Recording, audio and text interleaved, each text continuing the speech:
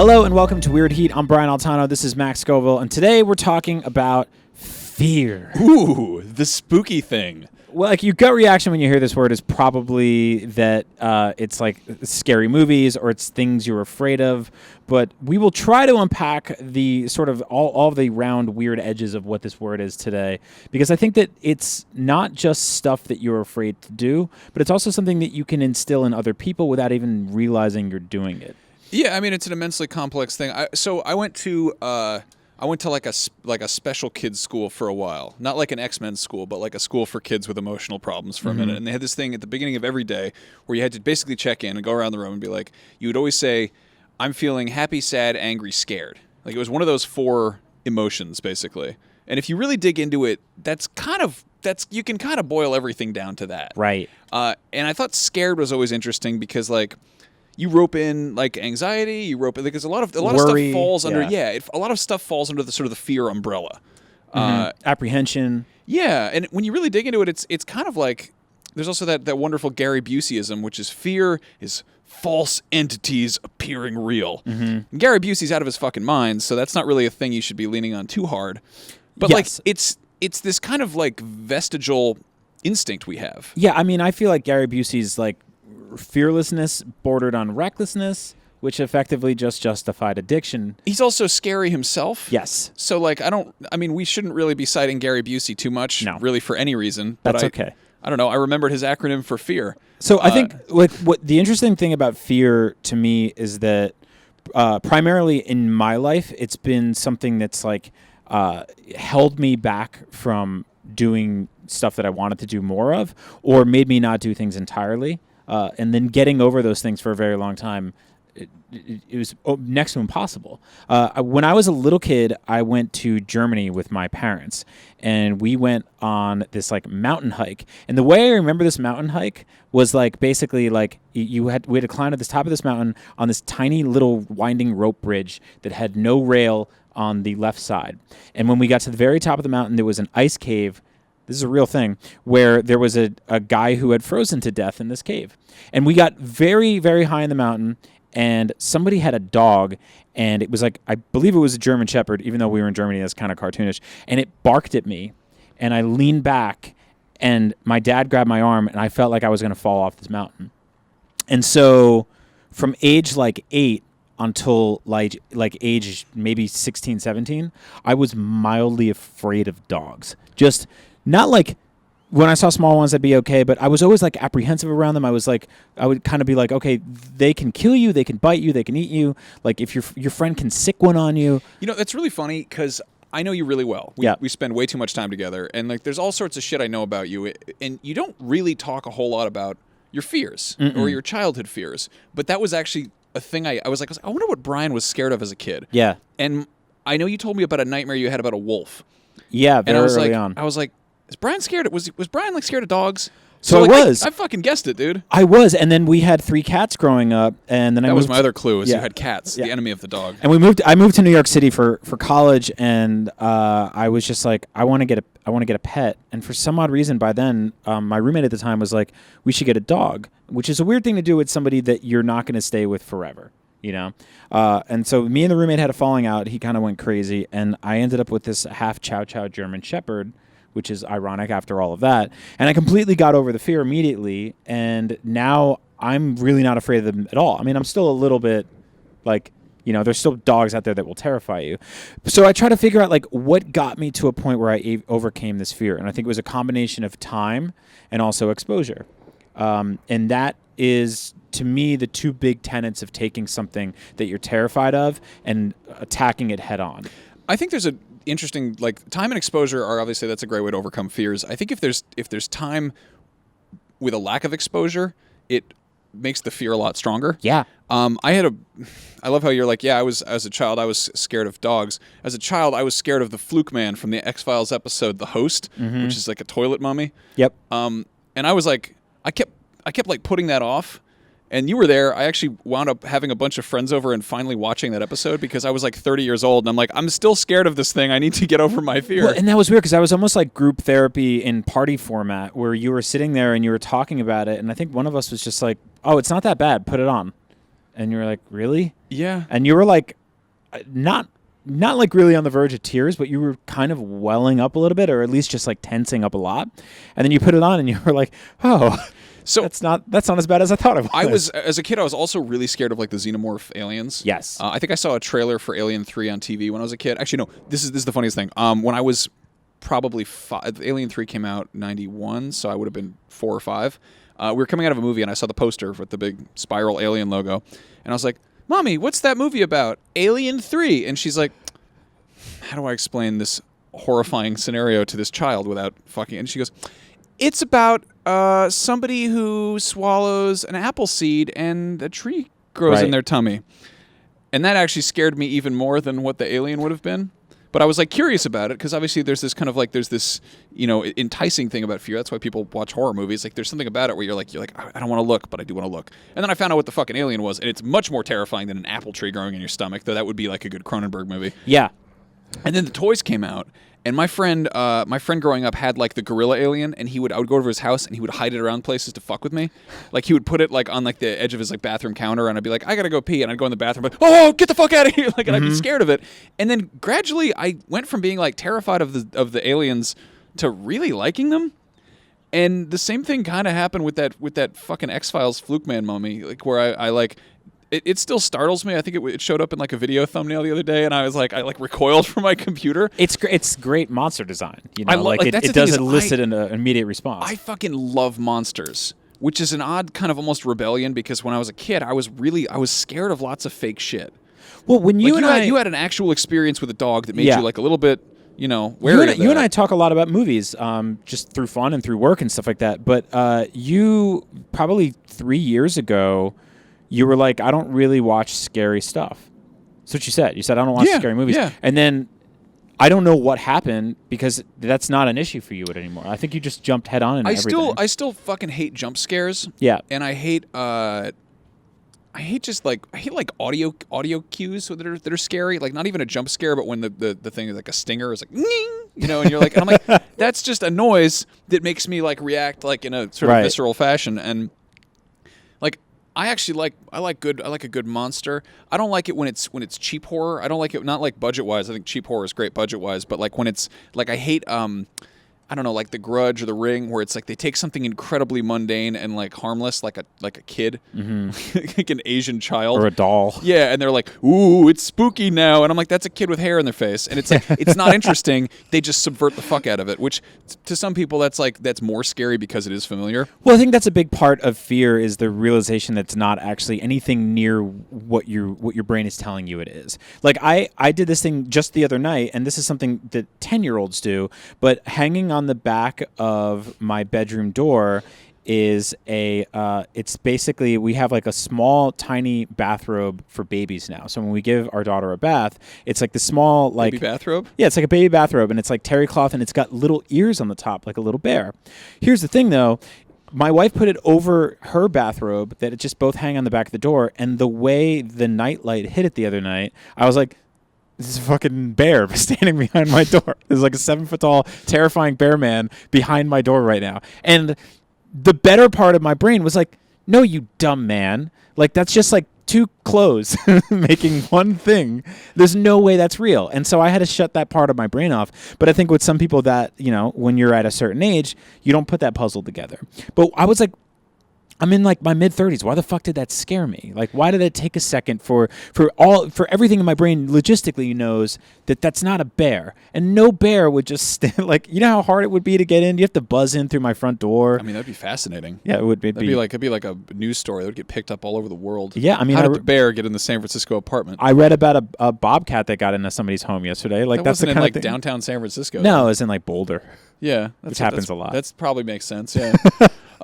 No, I mean, I don't know. You're not as scared as an adult. Like, you learn stuff, but I think at the same time you start, like, parts of you crystallize, and things that maybe, and again, this goes back to sort of the fear and like exposure and time. Like, if you reinforce the fact that I'm scared of this thing, then over time you become more scared of that thing almost. Yeah. We actually, I just got married, and I think since last episode, really. Did we? Was I? not married last episode? No. Huh, that's You cool. got a new ring. Yeah, hell yeah. But yeah, congratulations to me, the married man. But no, during my wife's vows, she was like, "You are terrified of spiders, and since we've been together, you've actually gotten more afraid of spiders, but you still go into the bathroom and fight the spiders for me." Right. And like that's actually like that's pretty funny to talk about like arachnophobia during wedding vows because we're oddballs like that, I guess. Yep. But she's not lying. Like my arachnophobia has gotten worse as an adult somehow, and I see less spiders. But like maybe that's part of it. Like I used to live in the country, and like I was like I had this weird compounded aquaphobia and arachnophobia because I went swimming at this like town lake, and there was this dock that everyone would swim out to, and it had like lake weeds in it, and like if you put your foot down, it was just like shit grabbing it, which I hated. But I would go, like to try to swim out to the dock to hang out with my friends. And at one point, I was swimming all the way out there, and I like put my foot down in some lake weeds, and I was like, I gotta keep going, and I keep going, and I get to the dock, and I'm like 5 feet away, and I see this fucking spider the size of like a fucking like an orange just on the dock, and I'm like, I gotta turn around, and I'm like touching the lake weeds, and I'm just like, it's like being scared of spiders while you're in water is an odd problem to have. Yeah. Like it's kind of just like you'd think like where can I go that the spiders won't get me? They can't swim. Well, I think some of them can. I think they that's make exactly air it. Is that bubbles. you see them less now than you did then, and so your exposure to them has changed, and now you're more afraid of them. Exactly. Maybe you're easier at attacking them head on because you have to. But it doesn't make it easier for your brain to actually deal with. I actually, and this is kind of a leap, but I think that's sort of systemic of a lot of the problems in the world in general in terms of exposure or lack of exposure. People are more prone to be afraid of something that they don't see every single day, and I think that's where a lot of racism stems from, or sexism, and I think a lot of the big problems that people are like, they don't want to try food from other cultures because it's not in front of them all the time, and they're kind of afraid of it. What's that line from Batman Begins? Like, you're always afraid of what you don't understand. I'm Batman. Yeah, he says I'm Batman. Yeah. I don't know, but that was Does like, I don't know if you want to dig into, you want to watch an educational film about fear, Batman Begins is a good one. Because that's the whole thing is he has to like get high on like Himalayan like fear flowers or whatever, and then he fights ninjas while he's high as shit. The scarecrow water paste or whatever it's called.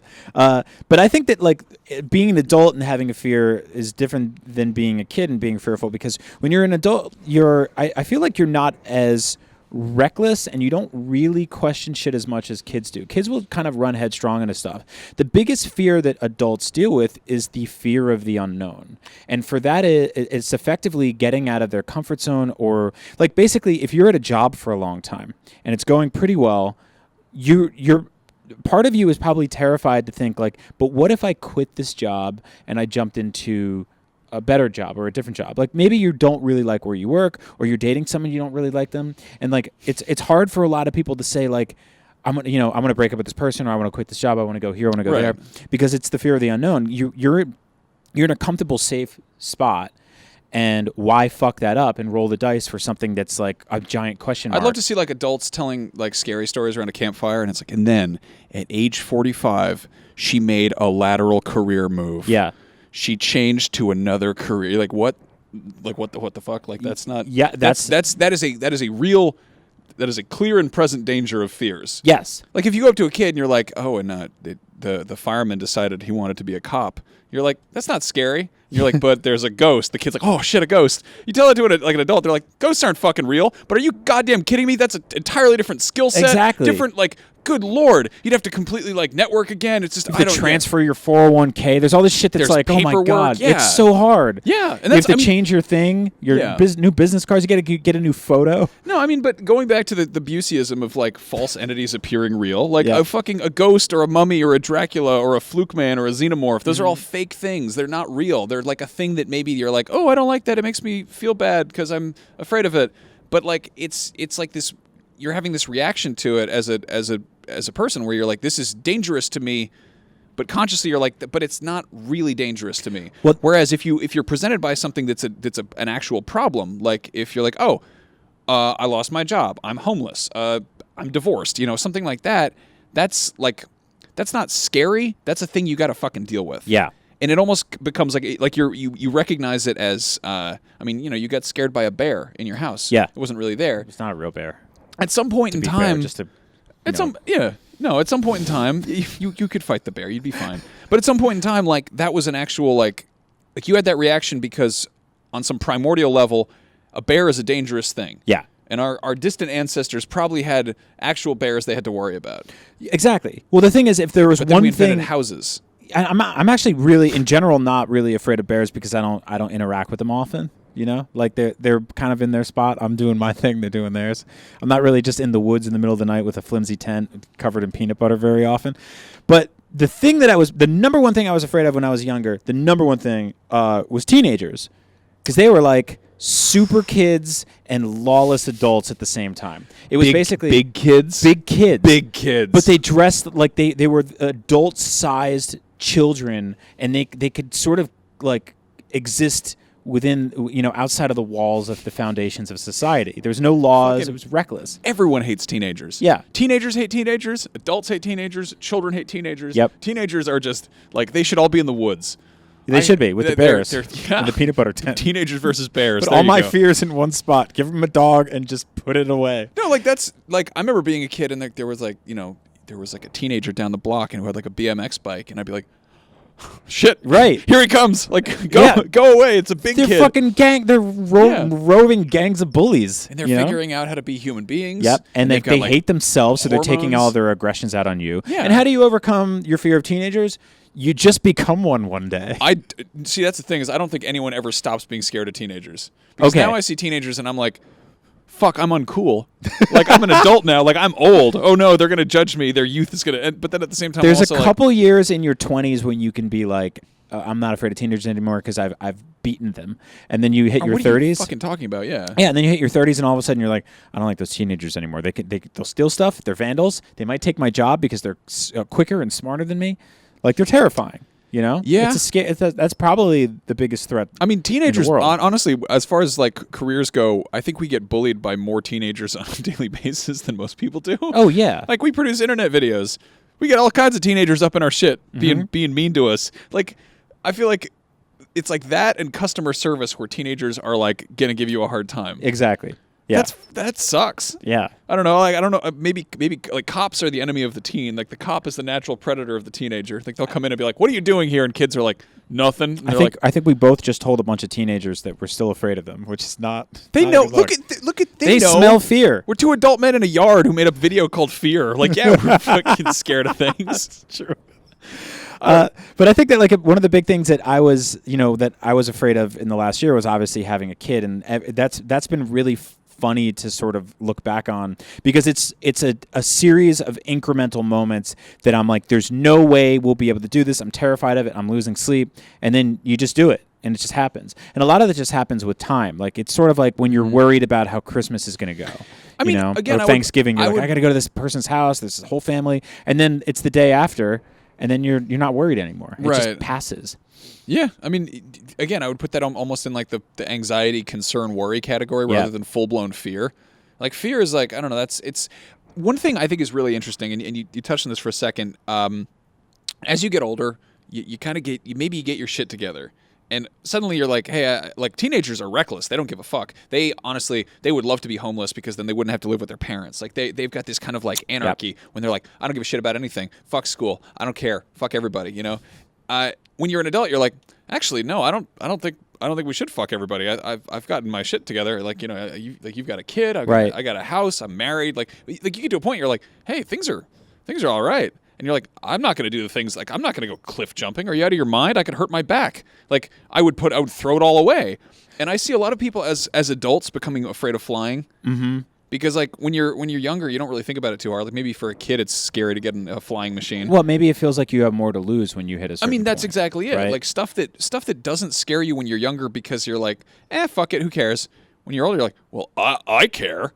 And, like, I've seen this specifically with flying because it's like, you're like, oh, like when you're younger, you're like, turbulence. Whoa, this is fucking wild. And then when you're older, you're like, oh God, I'm thinking of that scene from Fight Club with the plane ripping open. And you're like, oh my God, what if I die in a plane crash? Plane crashes do happen. I could die and then I'd lose everything. Oh my God. And then what if even if the plane crashed and we had to get out in the big water slide thing, what if my bags got wet and my things are in there? I'd lose all my things. I'm not even afraid of flying, but every time I get on an airplane, I always look around and I'm like, well, our season of Lost is going to fucking suck. Like, this is just a bad group of people to spend, 7 years with on an island with time travel. Yeah. I don't know. It's and odd the though. smoke monster. Yeah. But like I'm trying to think of like other stuff. I guess like car accidents and stuff. There's so much stuff on a daily basis that could just fucking kill you that you don't think about too hard. Because if you did, you'd be miserable. I mean, some people I'm sure think about it all the time and they're probably miserable. But like, I don't know, the fact that we've got like thousands of people in motor vehicles, like that we let teenagers get in cars and drive them around. Well, that's like a thing that happens. Like, speaking of which, and not to call you out, but this is a bear all kind of show, but you don't really drive. Oh, no. Yeah. And I think that, I mean, does that stem from a fear or is that like... Kind of. I mean, I would put that more in like, that's a thing that so like I have a license. I theoretically know how to drive. I'm definitely not good at it. I was in a car accident, which happened. I started driving in LA, which is sort of like, if you're like, I would like to try video games, I will start with Bloodborne. Like, the fuck is wrong with you? No, but I learned how to drive in LA, and I was like, I'm gonna drive around, and I got T-boned because I learned to drive in like, it's Mulholland Highway, which is there are numerous car chases filmed there. Like they close it down to shoot car commercials there. Right. It's like a famously windy fuck around road. My dad is kind of like a kind of a gearhead, I guess. And he was like, this is a good place to teach a kid to drive. And then from there, it's sort of like, it's not really how people drive normally. It's not the suburbs. It's not city driving. It's not freeway driving. It's not really a skill set that applies directly. And I was like, yes, how do I adapt this like windy road bullshit to, and I got T-boned. I missed a fucking stop sign and just got, and then totaled the car and was fine. Luckily it was a fucking Volvo, so it was a tank, but like, I went to the ER and they were like, okay, you have heavy bruising, but you nothing's broken. You're good.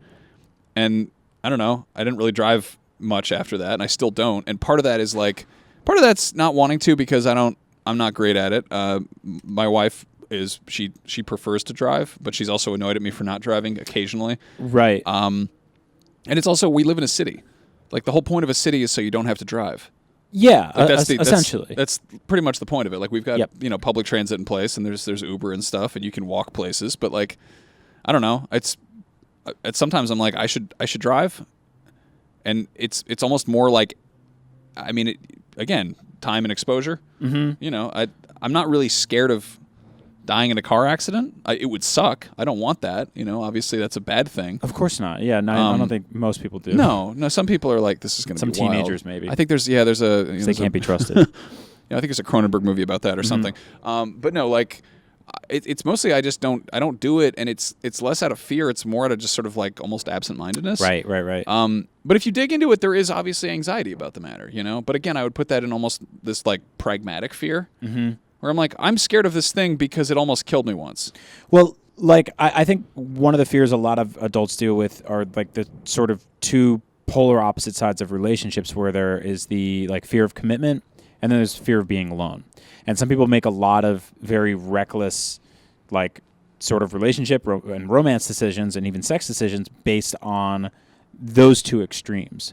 And I see that with a lot of people. And like, you see some people who just sort of kind of, they're perpetually alone because they are terrified of getting hurt again or hurting somebody else. And then there's the people who are just constantly almost burning through relationships and you never see them on their own for too long. They're kind of afraid of their own shadow.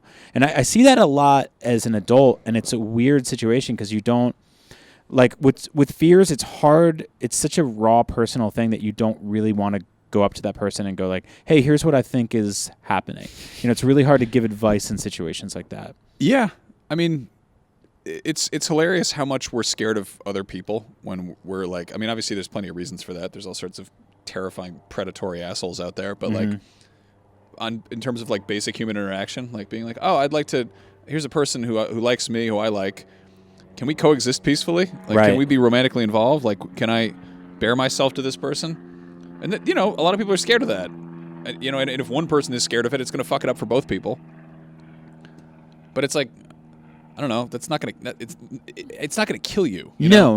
It won't. Like it's I don't know. It's like when you get into like cold water, your body's like, I don't like this at all, and it's like you're not. It's fine. It's water. Well, because I think we treat a lot of fears as the same way people treat like allergies, where they have one bad reaction once and they go, I can't do that for the rest of my life. Whereas I think our bodies are a little more susceptible than that. Like if you're allergic to peanut butter and you have peanut butter and your entire body blows up, then yeah, you should stop having it. But if you have a bad relationship with somebody, it doesn't mean that every relationship is going to be that way. You know, you're not necessarily going to have that reaction with everybody. And so I know people who are like, they've been through the hurt of getting dumped, and I've been there before. And there was like, you know, when my first relationship ended after a long time, I was like, I can't ever do this again. Like, I'm just going to be this, like, solo dude. I'm just going to focus on my career, blah, blah, blah, this and this. And then, like, little by little, I warmed up to the idea of it, and I met the right person who wasn't, and then hurt me, you know, went through that whole cycle again. But that's a big part of it, is sort of putting yourself in situations that could potentially go bad, because otherwise you're basically just, like, some bubble boy. You know, you're like, nothing can ever really, like, I mean, you avoid these scenarios constantly and perpetually because there's a potential that a percentage of the outcome could be negative for you. There's that line in Love Actually where like Liam Neeson's like wife dies and his sister's like, nobody's gonna fuck you if you're crying all the time. Yeah, and I feel like the same applies to sort of like being scared, being kind of shell shocked, and it's like, it's obviously being like saying something like, hey, calm down, don't worry about it, is the most fucking counterintuitive thing in the world. Because anytime you say that to somebody, they're like, I'm not calm, I just don't worry about it. It's that's what I do. I stop worrying. It's like, it doesn't help, but that's what you have to do, is you've got to kind of like, you got to turn off your targeting computer, and you got to exactly blow up that fucking Death Star. Yeah, and I think that same thing. Close your eyes while you're driving. It's fine. I think it harbors almost like a sense of xenophobia with a lot of people too, where, you know, they are terrified of leaving their comfort zone. They are terrified of leaving their town or their state.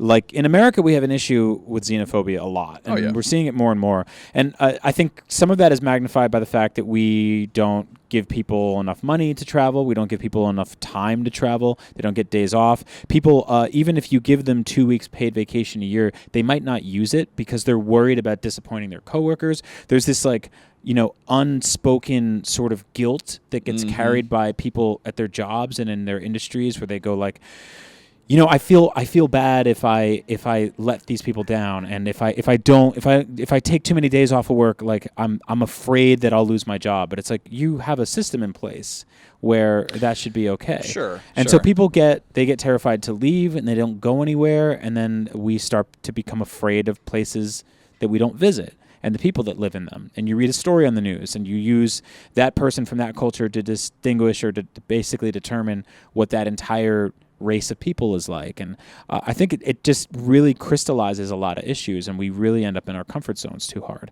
Yeah. I mean, I don't know, the xenophobia and sort of when people are let fear turn into something else, you know, like I think it's mostly out of like really just not knowing what the fuck they're talking about. You know? I mean, it sucks. Like, ignorance is a thing you kind of, the second you know it's ignorance, it's sort of, it's almost like a little bit powerless, you know? Yeah. But I don't know. You can't just like exposure therapy people out of that, you know? It's such a deep systemic problem. Like, I agree. It's not like if you're afraid of somebody from another culture, it's not just as simple as taking a bunch of their food and putting it, you know, sneaking it into the buffet. Yeah. You know, because I think people will still kind of eat around it anyway. But I don't know.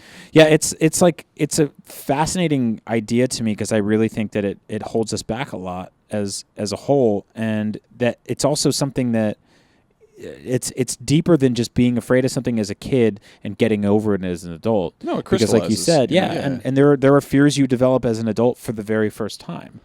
You know, like or even like there are things that you can do like 20 times in a row, and then you go to do it the 21st, and you get afraid. You start second guessing yourself. Like we're all so, you know, fucking fragile when it comes to even the most simplistic things, that there'll be something that I've done a lot of times where I'm like, oh, I'm afraid I'm going to do this. Like we've so many of the subjects we've covered on this show fold into this, like cooking, right? Cooking is being is creating art that people can eat, but also there's a fear that people don't want to do it because they'll let themselves down, they'll waste money, or they'll insult or poison a group of people, right? I mean, ideally both. Yeah. And then your enemies are taken care of. That's why I don't eat cooking from teenagers. Cooking with how to insult and poison your nemesis. No, I don't know. Yeah, like, it sucks how much fear does inform a lot of people's decisions and worldviews. and how, I don't know, it's not talked about because there's the whole stigma of like if you're afraid of things, then you're a coward. Yes. But it's more like if you don't acknowledge, if you pretend that you're not afraid of things and just let that kind of crystallize into hatred or resistance or stubbornness or whatever the fuck it is, it's somehow like it's almost like, oh, this is actually making this thing more of an actual problem. This is making it endowing it with a power. Like, well, because I think in general we have to do a better job of like normalizing the conversations around allowing people to feel like it's okay to ask for help. There's such a stigma against that. And I tweeted something like that recently of sort of like, if you're feeling overwhelmed and you're feeling buried, like it's okay to reach out to a friend or a family member or a coworker and just say like, hey, I don't know how to do this. I'm afraid I'm going to fuck this up. Like, can you just help me out real quick? And, like all tweets, many people were like, I agree. And then several people were like, I don't trust anybody. And other people were like, this is child's advice. And yes, they're not wrong. But a couple people did say to me, hey, thank you for saying this because it allowed me to tell my boss that I'm overwhelmed and I'm afraid I'm going to fail. And he or she made the rest of my life a little easier for me, at least while I'm there. I mean, the cool thing about that is if you ask for help, if you say, shit, I'm in a bad situation, and you go to your boss and you're like, I need help. If your boss is like, get the fuck over it, you pussy, then your boss is an asshole. Yeah. And it's not just your problem, it's also their fault. Right. And now you've created Now you're not just overwhelmed, you're angry. Yeah. And you can do something with that rage. You've justified an exit strategy. You're going to go on fucking Craigslist and you're going to look for another job because your boss is a fucking asshole. I didn't know where the Craigslist thing was going to go. I thought you were going to be like, you can go on there and kill someone. You head over to gigs, you go to adult gigs, and you find yourself a webcam. I don't think that adult I don't know. gigs? I don't think you need a webcam to go on Craigslist. I'm married. I don't know what I'm talking about here.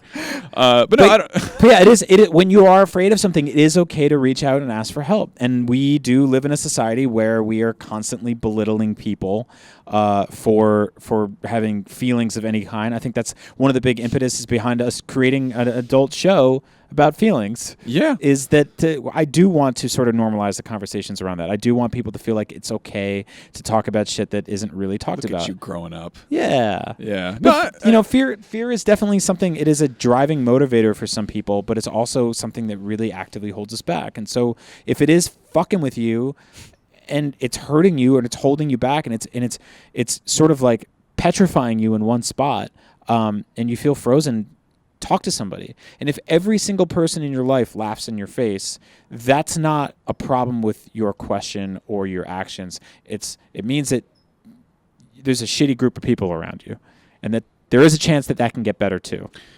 Yeah, I mean, we're all awful. We're all these like weird fingered animals that live on a fucking planet together, and there's too many of us, and we're just making it all worse. And we talk to each other. Like the fact that so many problems come from the fact that human beings can talk to each other. Yep.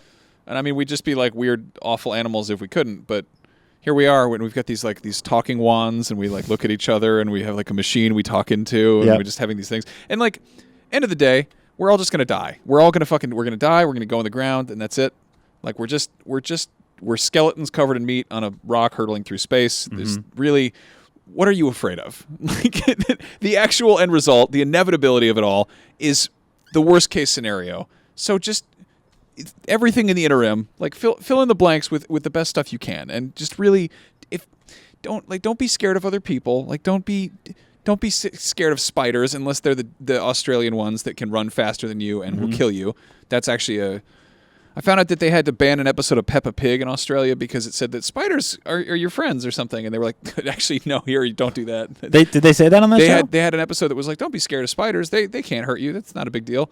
And in Australia, they were like, no, actually, this one will make your blood fall out of your body, and it runs faster than a car, and it's fireproof. Good God. Yeah. That's horrible. Yeah. Yeah, I'm kind of afraid to go to Australia. Yeah, exactly, yeah. I'm mostly just, I mean, it's a big challenge because you got to get on the plane for a while. Yeah. And the plane has like more time to crash on that trip there. It's like 70 hours. Yeah. And you land and there's like the Tasmanian devil and animals from Inception everywhere. might steal your thoughts while you're on the plane. Like, you don't know what's going on there. Then again, we live in America, in states that are, in countries that are constantly trying to kill us. You sound like the president. I know. We live in an America. We do. In countries, in states. Well, is it like statistically we're actually safer leaving? for a yeah, bit. Yeah. It's good to get out for a while. Yeah, that's the weird thing is we're like Australia, they have fire and snakes, and then like I don't know, our friend Alana moved here from Australia, and she's like, I'm legitimately scared of being shot, and we're like, Yeah, that's true. That is well, definitely they don't fair. make spider-proof vests. Think about it. That's true, and they don't make guns that shoot spiders. Okay, I gotta ask you this: what were you scared of that wasn't real as a kid? Like, what was your bullshit fear? There was it was a swamp basically, but there was a pool, an outdoor public pool in my town. That a friend of mine who had 9 toes at a birthday party told me that he got one of his toes bitten by a snapping turtle that lived in the bottom of this thing, and this thing was so entrenched in like foggy goose shit, this pool, that you couldn't really see if there was anything in there. So you'd go in there and you'd put your hand down and you'd be like, it's gone. And so the idea of like mucking around in this pool and all of a sudden a snapping turtle would eat one of your toes fucking terrified me. I don't want to lose a toe to a snapping turtle. To this day, I'm not entirely convinced that there isn't one there. It actually would be a great place for a snapping turtle to live. It could be a snapping turtle there. Probably is. I went to summer camp and they went out of their way to scare the shit out of kids. Like, I don't know why. It like sucks. You're like away from home for the first time, and they're like, hey, but not only are you away from home at night, the hatchet man comes out. So get some sleep. But tomorrow morning, wake up ass early because we're going kayaking in the lake where the fucking lockjaw the turtle lives. Oh my God. So they were like, go in the water. There's a turtle there. It will bite you. It's 100 pounds. It's terrifying. But also, time to tell scary stories about the hatchet man. These are fucking adults who just tell you this shit. And you're like, what? Was the hatchet man a real dude? Fuck no. It was it was a spooky story for Halloween time at summer camp. There wasn't like a local guy that hatcheted No. people? There usually is. That happens. I went back and as an adult, I was like, oh shit, there were numerous sex offenders in my town. Yeah. I should have been scared of that shit.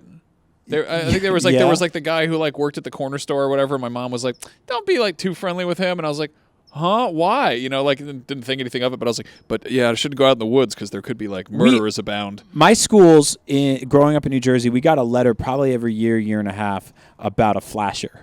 And it was always the same. It was always the same thing. It was just like this 2-paragraph letter that you could tell that was written by a dude who was like, I gotta write this fucking flasher letter again and send it to everybody. This sucks. And they'd be like, hey, just a heads up. There's a guy with like a sports coat, and he's flashing again. So we saw him yesterday around 2:45. Sports coat? Yeah, he was just like, that's what they would write, a sports coat. And I'm like, what is that? Like a varsity jacket?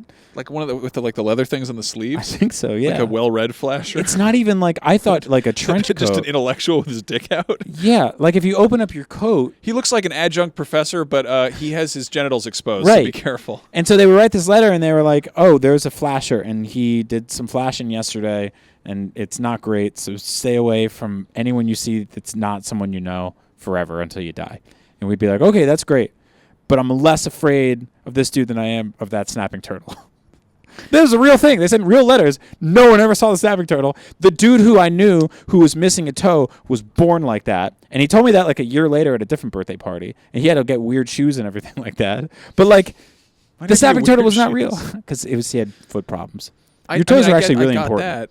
If you want to get into it, that's a different episode. We'll do a show about toes sometime. I feel like one toe isn't that big of a deal. It was a big deal for him. Was it the big toe? Yeah. Oh, shit. Yeah. That changes everything. Yeah, that fucks you up. I knew a kid named Zach with webbed feet. Okay. He would just take his socks off in the library and show it to everybody. That was his opener, too. He'd be like, I got webbed feet. You're like, well, shit, we're here now. Let's do this. Anyway, that's a short talk about fears. Basically, if you're afraid of stuff, do what you can to confront it. If you need help, don't be afraid to talk to people. And really, there's nothing on earth that you should actually be afraid of except for teenagers. There's so much shit on earth you should be afraid of. Are you fucking kidding me? But worst case scenario, it kills you. That's pretty bad. Yeah. That's awful. But you got a lot of wiggle room there. Either you're dead or you're not.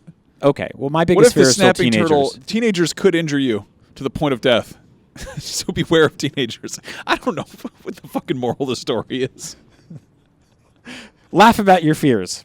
Yeah. And watch out for snapping turtles in the local creek. Yeah. And, teenagers, steal your parents' wallets and head to patreon.com/weirdheat and kick us a buck or whatever. Yeah, do that. So buy some T-shirts that you can rip the sleeves off of and go loiter outside the 7-Eleven in. That's right. That's Weird Heat. You can get more at weirdheat.com. That's where we sell the shirts. Hit up our Patreon. Check us out on Instagram, Twitter. We have a Facebook group, which is really awesome. And go listen to our music on YouTube. Remember, you can use it for all your projects and everything. And we're the podcast is on Spotify now. Yep. We always forget to have a clean closer to the show. Yep.